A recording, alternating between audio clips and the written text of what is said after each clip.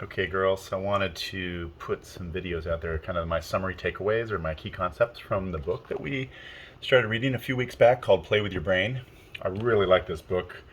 I know many of you have been reading it, and I want to just kind of put some videos together that cover key concepts that I see from each one of the chapters.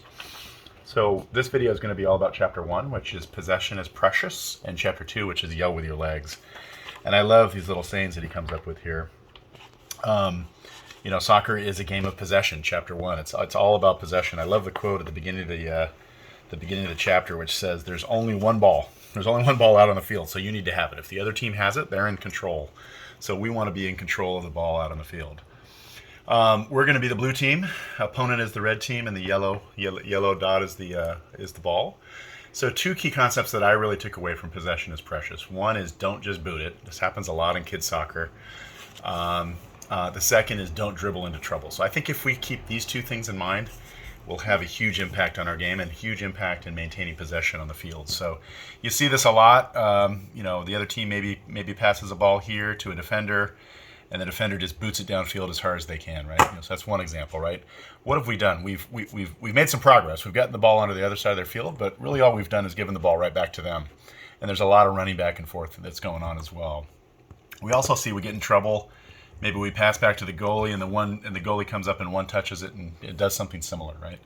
So let's avoid just sort of booting it, back to the other team, basically, and that results in a turnover. The other scenario that we see a lot is dribbling into trouble, and I'll give you an example here. Let's say this particular player is advancing, we're getting closed down, there's not many other passes, and they just continue to dribble instead of look for a pass. Or we get the ball, we've advanced the ball into the attack. Our winger has the ball and is dribbling up the side. The defense starts to close down. Maybe the attacker beats one defender. Maybe they even beat two defenders, but by the time they get to the third defender, we've lost the ball, right? So both booting the ball and dribbling into trouble are generally going to result in turnovers. I'd love to see us, instead of even taking one person one-on-one, let's look for a pass back. Let's look for the easy passes and the connection patterns so we can keep possession of the ball. So really those are the chapter 1, two key things. Never just boot it, and let's try to minimize dribbling into trouble. One exception to booting it: if the other team has the ball, it's in our middle, what we call the danger zone. That's where we want to boot it out, and we generally want to boot it out to the sides instead of up the middle. When we kick it back up the middle, a lot of times there'll be an attacker, and they just drill it right back into the goal. So that is one exception to the just and boot it. If the ball is in our middle, let's go ahead and boot it out and get it cleared out of the middle. Chapter 2. And I love this one. This is yelling with your legs, he calls it.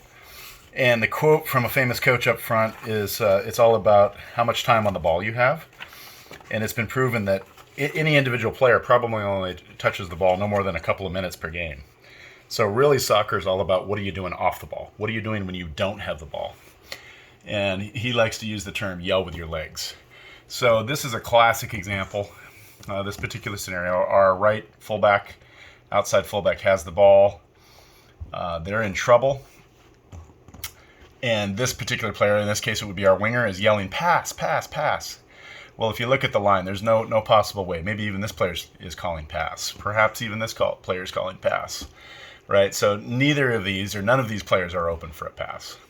So there's two key things here: seeking the seam and checking in. I love both of these concepts, and we've been doing a great job, and I'd love for us to do more of this.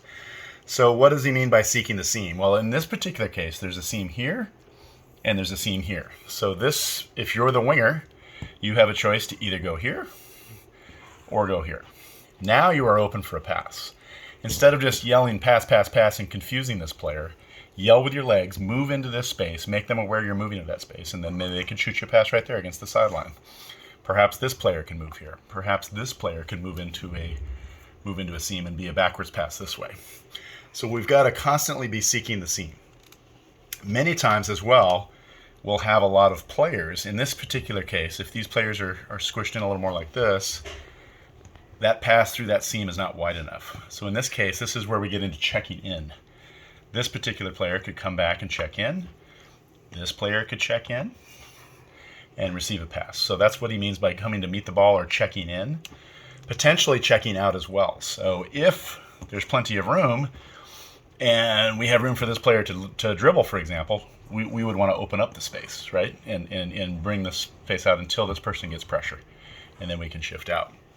So a couple of key concepts. Think about these. Possession is precious. Let's avoid just booting it down the field. Let's avoid dribbling, trying to beat 3 or 4 players. Let's constantly seek the seams and look for these passing opportunities. And especially when a player is in trouble with multiple defenders on them, we need to check in. We need to start moving into spots. In this particular case, checking in probably means moving back this way for a backwards pass here, and then perhaps a pass back to the goalie and a switch over that way, as an example.